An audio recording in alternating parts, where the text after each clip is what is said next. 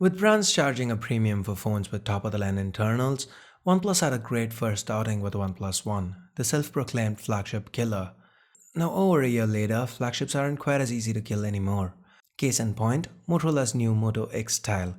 Priced too close for comfort, with availability and the might of Motorola's branding behind it, does the X Style pack in enough to go toe-to-toe with the OnePlus 2? Well, let's find out. Hey guys, Ash here from C4A Tech and you're watching my comparison of the Moto X Style with the OnePlus 2. Let's get started.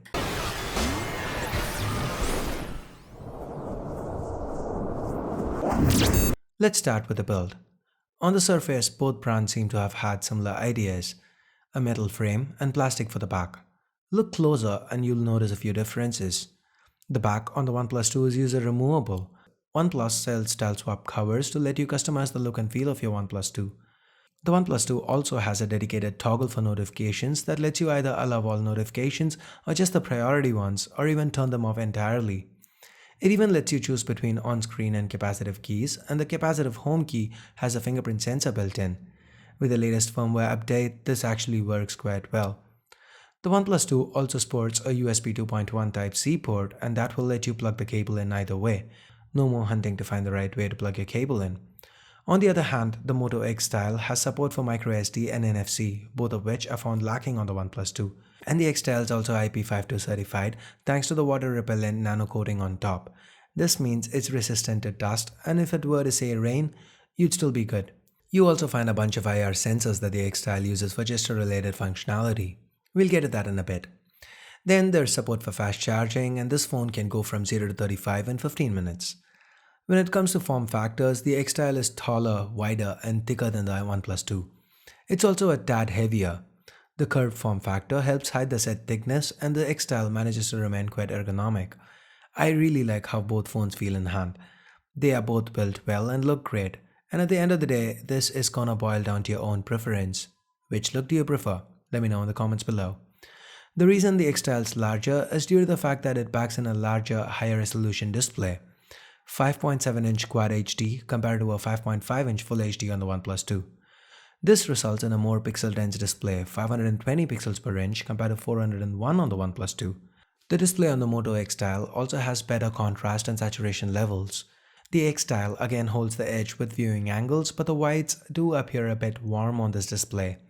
It is worth noting that the OnePlus 2 uses the newer Gorilla Glass 4 for protection compared to Gorilla Glass 3 on the X Style. Both displays are quite good, but if media consumption is one of the main reasons you're getting a phone, then the X Style should be a choice here, because whether it's text or videos, it all appears much better on the Moto X Style's higher resolution display. As far as audio goes, the OnePlus 2's single downwards facing speaker just cannot compete with the stereo front facing speakers found on the X Style. Call quality and audio via the 3.5mm headphone jack were uniformly good across both devices. Moving on, underneath the hood, OnePlus have gone with a Snapdragon 810 chip and claim to have resolved the overheating issues. So Snapdragon 810, that's 4 Cortex A57 cores clocked at 1.8 GHz each and 4 Cortex A53 cores clocked at 1.5 GHz each, coupled with an Adreno 430 GPU and 3 GB of RAM for the 16 GB variant, 4 GB of RAM on the 64 GB variant. Motorola with the X Style have gone with the Snapdragon 808 chip. Now that's 2 high-powered Cortex A57 cores clocked at 1.8 GHz each and 4 power-efficient Cortex A53 cores clocked at 1.4 GHz each, coupled with an Adreno 418 GPU and 3 GB of RAM. We've seen this implementation on the LG G4 in the past, and I've shot a video on why LG decided to go with the 808 for the G4 instead of the 810. Basically, the 810 overheats and that leads to throttling.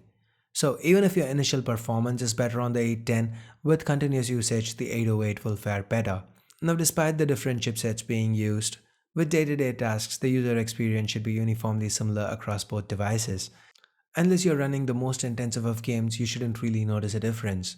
And if it's intensive gaming that you care for, the OnePlus 2 would definitely hold the edge, as the X Style with its weaker GPU has a lot more pixels to push thanks to that Quad HD display. Next up, we move on to cameras. The OnePlus 2 sports a 13 megapixel rear camera with optical image stabilization and has a laser assist for autofocus. The user interface is a little limited, but it's pretty functional and OnePlus are optimizing it with each update. As of the time of our review, the camera performance on the OnePlus 2 was quite good. With the X Style, Motorola has gone with a 21 megapixel rear shooter. There's no optical image stabilization here, but this seems to be a pretty good camera. We'll have more for you on this front in a full review once we've put the camera through its paces. The batteries on both phones are sealed in. The OnePlus 2 does sport the larger capacity battery, 3300 mAh compared to 3000 mAh on the X Style. The battery life on the OnePlus 2 was quite good. I got about 3 to 4 hours of screen on time, with it lasting about 9 hours on a looping video playback test. On paper, the X Style should perform worse, but then again, the 808 is known to be quite power efficient. So I expect it to perform similarly to the OnePlus 2 despite the higher resolution display. Anyway, like I said, we'll have more for you in the full review. With that, we get to the software. Both phones run on Android 5.1 Lollipop. The OnePlus 2 has OnePlus's own Oxygen OS on top of Lollipop. Oxygen OS is mostly stock but for a few tweaks. You have unlock gestures with the screen off, you get to choose between light and dark themes of the UI, and then there's the new Oxygen OS feature called Shelf. This is a screen where your commonly used apps and frequent contacts are listed. And like we saw earlier, you can choose between on-screen and capacitive keys and even change how these keys function. The Moto X Style, on the other hand, runs on a similarly almost stock build of Android with a few of Motorola's own tweaks on top. There's Motorola's active display, where the display lights up each time you pick the phone up or wave your hand over it thanks to those IR sensors. Then there's Assist, that lets you automate some tasks like turning your phone silent at certain times of the day or when you're at a particular location. We also have voice controls and a bunch of gesture-based functions like double twist to turn the camera on or chop to turn the flashlight on or off. While the software on the OnePlus 2 is a little buggy, OnePlus have been ironing the bugs out quite effectively and things should only get better moving forwards. Overall, both user interfaces are pretty responsive. With regular day-to-day usage tasks, we did notice that the X Style was marginally faster than the OnePlus 2. You're really not gonna notice this unless you put both phones side by side. In general, both user interfaces are pretty responsive and either phone should provide the end user a decent experience. As far as the price goes, the OnePlus 2 is definitely priced lower. But here's where things get a little complicated. If you don't care about storage, then yes, there's a $70 price difference. But if you do care about storage, then you'd have to get the 64 gig variant of the OnePlus 2. And in that case, the price difference is just $20 because even with the 16 gig variant of the X Style, you can expand storage via cheap microSD cards, something you just can't do with the OnePlus 2. Add to it the fact that the X Style is much easier to buy, no ridiculous invite system to deal with, and has better brand recognition and Motorola's extensive service chain. The X Style becomes all the more, well, I'm gonna say inviting. Anyway, if you guys do want to go for a OnePlus 2 and want to not play the ridiculous invite game, you'd have to source it from a third-party seller like I did. I got my OnePlus 2 from everbuying.net. And if you do want to pick up either of these phones, I'll leave direct links in the description below. So you can use that if you do want to help the channel out. So anyway, there you have it guys, the pros and cons of each device. My review of the Moto X Style should be out soon. Make sure you stay subscribed for that. And if you did like this video, give it a thumbs up. If you didn't, do let me know what you feel I could have done better. Feedback's always welcome. And by the way, if you were in the market today for a phone in this price range, which of these two would you consider and why? Let me know your thoughts in the comments below. So I guess that's it for now. Thanks a lot for watching. Till next time, this is Ash here from C4E Tech signing off. You guys have a great day. Bye bye now.